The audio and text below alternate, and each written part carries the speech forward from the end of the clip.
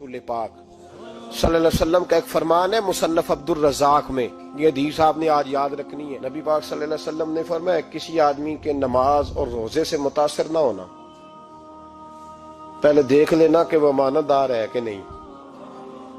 किसी के नमाज रोजे से मुतासर नहीं होना, पहले देख लेना कि दयानतदार है कि देखना लोगों की जेबों पे कितनी नजरें डालता है। फरमाया बहुत सारे नमाज रोजे वाले धोखेबाजी करते हैं, दयानती न करें, अपने ओहदे का पास रखें, अपने मनसब का ख्याल रखें। ओहदे जिस जगह आप मौजूद हैं आपकी जिम्मेदारी है। मेरे रसूल पाक सल्लल्लाहु अलैहि वसल्लम ने फरमाया हर बंदा तुम में से निगरान है और जो उसकी रियाया है उसके बारे में उसने जवाब देना है। कभी भी बददयानती ना करें। हम लोगों का पहले एतमाद हासिल करते हैं, फिर उस एतमाद को ठेस पहुंचाते हैं। उसका नुकसान पता क्या होता है? दुनिया में सबसे कमजोर शख्स वो होता है जिस पर कोई एतबार नहीं करता। जिसका एतमाद जाया हो जाए वो आदमी बिखर जाता है। कभी भी धोखाधड़ी की पॉलिसी ना बनाए। हम लोगों से मुफादात लेने के लिए अपने रवैये मीठे करते हैं और जब काम निकल जाता है फिर हमारे रवैये बदल जाते हैं। ये धोखा है, ये बददयानती है। इसको अल्लाह रसूल ने पसंद नहीं किया। मेरे नबी पाक अलैहिस्सलाम ने फरमाया जिसमें तीन बातें पाई जाए वो तो मुनाफिक है। अगरचे उलमा कहते हैं यहाँ मुनाफिक इत्कादी मुराद नहीं, मुनाफिक अमली मुराद है, लेकिन हुजूर ने फरमाया मुनाफिक है। या रसूलल्लाह कौन? फरमाया वो बंदा जब बात करे तो झूठ बोले, जब वादा करे तो मुखालफत करे, जब अमानत रखी जाए तो बददयानती करे। ये तो बंदा मुनाफिक है। हजरत अबू नूर अलैहिर्रहमान ने लिखा है, फरमाते हैं महमूद गजनवी का दौर था तो एक आदमी महमूद गजनवी के पास ना अपना केस लेके आया, मुद्दई बन के आया। उसने कहा बादशाह मेरा केस बड़ा निराला है। बादशाह सलामत ने कहा वो किस तरह? कहने लगा ये मेरे पास एक थैली है, मैं ना सफर पे जाने लगा तो ये थैली पूरी हीरों की भरी हुई। फलां इलाके के जो काजी साहब है ना, मैं जाती दफा मैं कहीं सफर पे जा रहा था तो मैं उनके पास छोड़ गया कि रास्ता लंबा है, कहीं कोई मुझसे छीन ना ले, हीरों की भरी हुई थी। कुछ दिनों के बाद मैं वापस आया हूं, काजी साहब ने मुझे थैली वापस की है तो इसमें हीरों की बजाय खोटे सिक्के निकले। अब मैंने काजी साहब से कहा है तो काजी साहब तो मेरे गिरेबान तक आते हैं, वो कहते हैं बता कहीं से फटी है, खुली है? वो जिस तरह टांके लगा के तूने सी थी उसी तरह लगे हुए हैं कि नहीं? तो हुजूर लगे भी बिल्कुल उसी तरह है, ना फटी है ना खुली है। अब मैं लुट गया हूं, मेरी कुल उम्र की कमाई जाया हो गई, खोटे सिक्के कहां और हीरे कहां?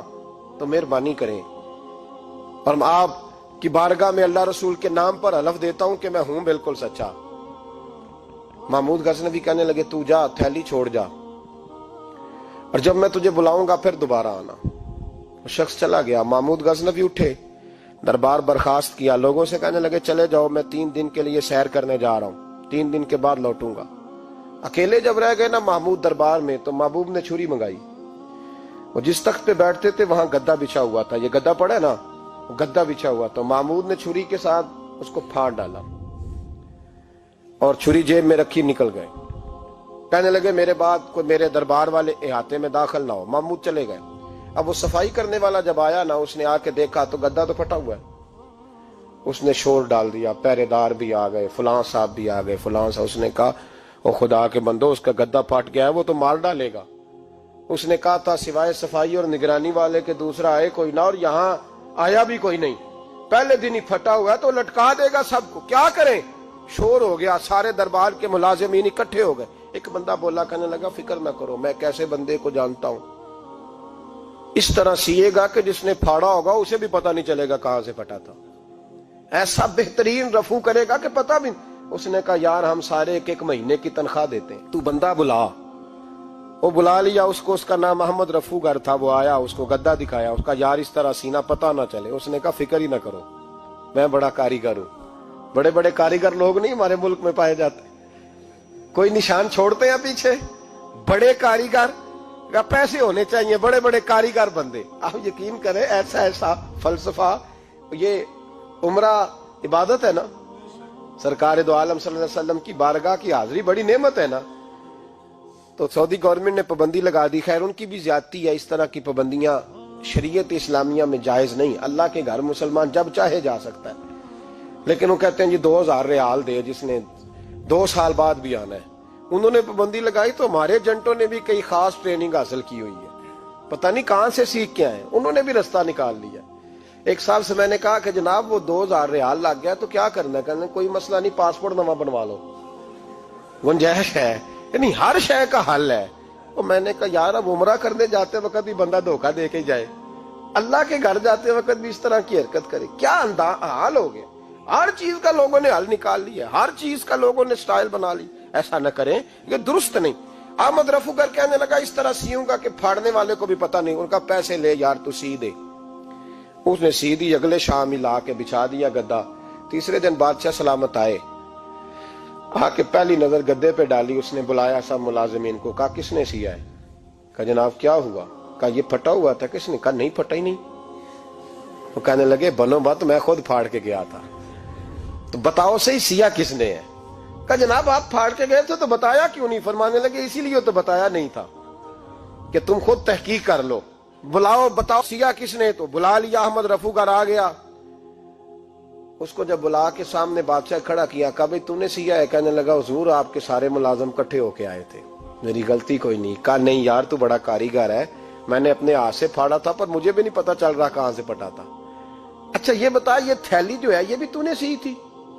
اس نے کہا جی آپ کے خادم کا ہی کارنامہ ہے، وہ فلانے علاقے کے قاضی صاحب آئے تھے، اس میں سے ہیرے نکال کے تو کھوٹے سکے بھرے تھے، تو مجھے بھی تھوڑا سا حصہ ملا تھا۔ محمود نے سارے گواہ بھی اکٹھے کر لیے، ثبوت بھی اکٹھے کر لیے۔ پھر قاضی کو بلایا، پہلے سارے ثبوت اور گواہ کیس حل کر لیا۔ پھر ہمارے ہاں یہ حال ہوتا ہے کہ مدعی 2-3 ہفتے کے بعد خود ہی ہاتھ باندھ جاتا ہے، کہنا تسی میری جان چھڈو، مجرم پھڑو پاوے نہ پڑھو۔ وہ کہتا ہے مجھے معافی دو، میں رہا۔ ظلم ہے نا، ظلم زیادتی ہے کہ جو بیچارہ اتنے سوال مجرم سے نہیں ہوتے جتنے مدعی سے ہوتے، اب یقین کریں اتنے سوالات ہوتے، بیچارہ ہف جاتا ہے۔ یہ طریقہ درست تو نہیں، ایک لٹ گیا اور دوسرا طرح طرح کے سوالوں کے جواب دیتا پھرے بیچارہ۔ سارے ثبوت اکٹھے کر کے قاضی صاحب کو بلایا، تنہائی میں لے جا کے محمود غزنوی نے کہا قاضی صاحب آپ سے غلطی ہو گئی، غریب آدمی تھا، وہ لٹ گیا ہے، اس نے تو بڑی مشکل سے کچھ ہیرے جمع کیے تھے اور اس کی کل کائنات تھی، تو آپ اس کا مال اسے دے دیں، بات ختم۔ قاضی صاحب کہنے لگے آپ مجھ پہ الزام لگا رہے ہیں، سوال ہی نہیں پیدا ہوتا، آپ میری داڑھی دیکھیں، آپ میرا اعزاز دیکھیں، دنیا جانتی ہے میں اس کا۔ قاضی صاحب انسان بھول ہی جاتا ہے، بندہ بھول جاتا ہے، غلطی ہوگی، مال نے کہا نہیں سب، کہا میں تنہائی میں پوچھ رہا ہوں، میں اس وقت پوچھ رہا ہوں جب دوسرا موجود کوئی نہیں، آج توبہ کر لے، میں کچھ نہیں کہوں گا، تو میری زبان پہ اعتبار کر، تجھے پتہ ہے میں جو کہتا ہوں اس پہ عمل بھی کرتا ہوں، باز آ جا۔ پر قاضی نے کہا نہیں میری غلطی کوئی نہیں۔ محمود نے پھر بڑے دربار میں بلا لیا، مجمع عام میں۔ مہلت کے دنوں میں جو توبہ کر لے وہ بچ جاتے ہیں، لیکن لوگ رسوائیوں کے دنوں میں پھر واپس لوٹتے ہیں اگلا گھر دیکھ کے، پھر حالات اور طرح کے ہو چکے ہوتے ہیں۔ جب بڑے دربار میں قاضی کو بلایا، بھائی تو مانتا ہے کہ نہیں؟ اس نے کہا نہیں۔ تو کہا بلاؤ احمد رفو گر کو۔ جب وہ احمد رفو گر آیا تو بوڑھے قاضی کی ٹانگیں کانپنے لگی، جملے ٹوٹنے لگے، لفظ زمین پر گرنے لگے، بات صحیح نہیں ہوتی، زبان لڑکھڑانے لگی۔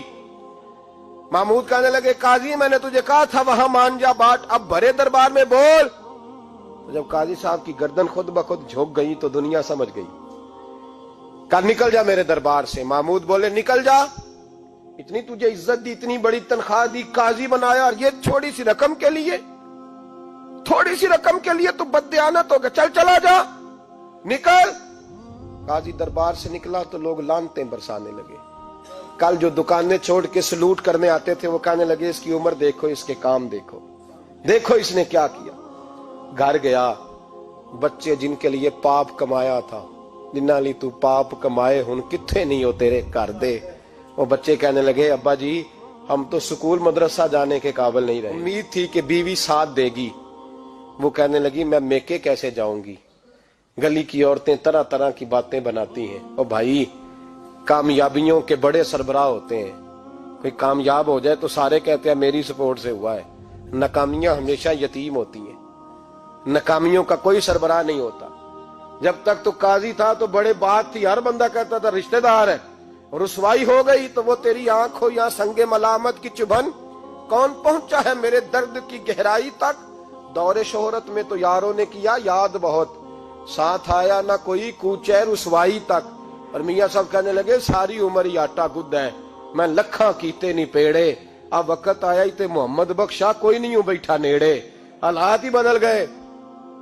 قاضی خاموشی سے اندر چلا گیا، اپنی رسوائی سمیٹ کے بستر پہ لیٹا، نہ روٹی کی بھوک لگی، نہ پانی کی پیاس لگی، نہ نیند آئی، ساری رات تڑپتا رہا۔ سویرے گھر والوں نے دروازہ کھولا تو روح پرواز کر گئی تھی، دنیا چھوڑ گیا۔ حضرت ابو نور علیہ رحمہ بولے، فرمانے لگے یاد رکھو کبھی بددیانتی نہ کرنا، کبھی۔ یہ تو محمود غزنوی کی عدالت تھی، قیامت میں رب کریم کی عدالت لگے گی۔ اور فرمایا وہاں تو گواہی دینے والا احمد رفو گر تھا، قیامت میں تو تمہارے اپنے ہاتھ پیر گواہیاں دیں گے، ہمارا اپنا وجود گواہی دے گا۔ اور فرمایا یہاں تو لانتے دنیا دار برساتے تھے، وہاں فرشتے ہوں گے۔ اور قاضی کو تو موت آ گئی تھی، قیامت میں تو دوبارہ موت بھی کوئی نہیں آئے گی، وہاں تو رہنا ہے اور سہنا ہے۔ بددیانتی معاشرے میں، اتنی بددیانتی ہر جگہ۔ اس معاشرے کا بھی کچھ بنے گا جہاں دوائی بھی خالص نہ ملے، جہاں دوائی میں بھی بددیانتی ہو۔